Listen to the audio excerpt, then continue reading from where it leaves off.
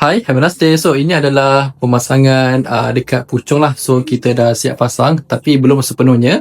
Sebab bahagian ni factory nak kena adjust balik sebab ada ukuran yang lari. Jadi, dekat sini bahagian untuk wet kitchen. Sini pula adalah bahagian untuk dry kitchen je lah. So, saya akan go through secara singkat saja. So, kabinet ni sangat cantik sebab menggunakan brown colour dengan frame warna hitam. Okay. So, ni bahagian sinki ada ventilation panel kat bawah ni. So bawah sini normally akan nampak macam ni lah. So kalau macam ada leaking ke apa kan, anda tidak perlu lagi risau sebab dah ada frame aluminium kat sini. Pintu dengan fungsi soft closing. Dan untuk bahagian sini pula kita buat lagi storage shelf daripada aluminium. Okey, sampai hujung sebelah sana lah. Okey.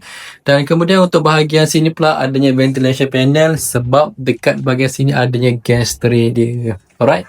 Kemudian untuk bahagian atas seperti biasa top kabinet dia. Okey, nampak sangat cantik, sangat gemerlapan color dia. Untuk dish rack dia kita buat black tinted. So pintu lift up ke atas macam ni menggunakan Bloom HK dan dish rack punya panjang dalam 800mm lah. Okey. Dan ada fungsi soft closing. Dan untuk bahagian atas kukuh ni normally kita buat storage lagi lah. So ada storage sebelah kanan dan juga storage sebelah kiri. Okay. Dan ada satu small untuk spice dekat area sini lah. Dan ini adalah bahagian untuk wet kitchen. Kitchen yang sangat simple tapi sangat cantik. Dan untuk bahagian dry kitchen ni pula ada kat sebelah kanan ni ada 2-in-1 layer drawer lah. Okay. Ini tier yang pertama. Okay. Ini tier yang kedua. Dan inilah dia punya hidden drawer dia. Ada spoon tray lagi. Okay. So semua daripada aluminium lah. So ingat anda yang nak buat kitchen cabinet, anda boleh contact saya dengan segera sebab sekarang kita tengah push untuk perlukan stok pemasangan sebelum hari raya.